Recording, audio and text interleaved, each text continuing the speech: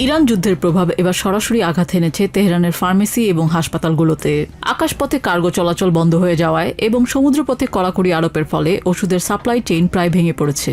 তেহরানের ইবনে সিনা হাসপাতালের প্রধান আরশ আনিসিয়ান জানিয়েছেন, বর্তমানে কেমোথেরাপির ওষুধ, ব্যথানাশক এবং উচ্চ রক্তচাপের ওষুধের তীব্র সংকট দেখা দিয়েছে। এছাড়া দেশটির পেট্রোকেমিক্যাল শিল্প ক্ষতিগ্রস্ত হওয়ায় সিরিঞ্জ এবং স্যালাইনের মতো সরঞ্জাম তৈরিতেও বাধা সৃষ্টি হয়েছে। যুদ্ধ পরিস্থিতিতে যে কোনো সময় ওষুধের সংকট দেখা দিতে পারে। বিশেষ করে কেমোথেরাপির ওষুধগুলো নিয়ে আমরা সমস্যায় আছি, কারণ কার্গো বিমান চলাচল বন্ধ। এছাড়া পেট্রোকেমিক্যাল উৎপাদন ব্যাহত হওয়ায় স্যালাইন এবং ওষুধের প্যাকেজিং সরঞ্জাম পাওয়া যাচ্ছে না। আমাদের কাছে আর মাত্র 2 মাসের ওষুধের মজুদ আছে। যদিও কিছু হাসপাতাল এবং ফার্মেসি এখন পর্যন্ত পরিস্থিতি সামাল দেওয়ার চেষ্টা করছে, তবে দীর্ঘমেয়াদী মজুত নিয়ে বাড়ছে দুশ্চিন্তা। অনেক হাসপাতাল কর্তৃপক্ষ রোগীদের জন্য 1 সপ্তাহের অগ্রিম ওষুধের ব্যাগ গুছিয়ে রাখছে, কিন্তু স্বাস্থ্যকর্মীরা আশঙ্কা করছেন আগামী 2 মাসের মধ্যে কাঁচামাল এবং প্রয়োজনীয় ওষুধের নতুন চালান না পৌঁছালে পরিস্থিতি ভয়াবহ রূপ নিতে পারে।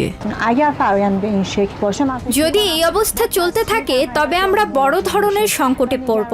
আমাদের সবচেয়ে বড় দুশ্চিন্তা এখন সিরিঞ্জ ও আইভি সেটের মতো সরঞ্জাম নিয়ে, যা পেট্রোকেমিক্যাল পণ্য থেকে তৈরি হয়। গুদামের মজুদ দিয়ে দেশ আর কতদিন চলতে পারবে, সেটিই এখন বড় প্রশ্ন।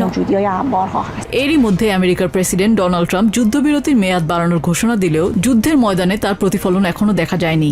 সাধারণ মানুষ এখন পর্যন্ত কিছু ওষুধ সংগ্রহ করতে পারলেও সরবরাহ ব্যবস্থার এই অচল অবস্থা কাটানো না গেলে স্বাস্থ্য খাতে বড় ধরনের বিপর্যয়ের আশঙ্কা থেকেই যাচ্ছে।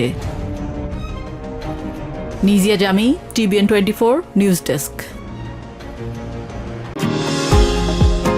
নিউ ইয়র্ক থেকে সম্প্রচারিত TBN 24 টেলিভিশন বিশ্বজুড়ে বাঙালির কণ্ঠস্বর।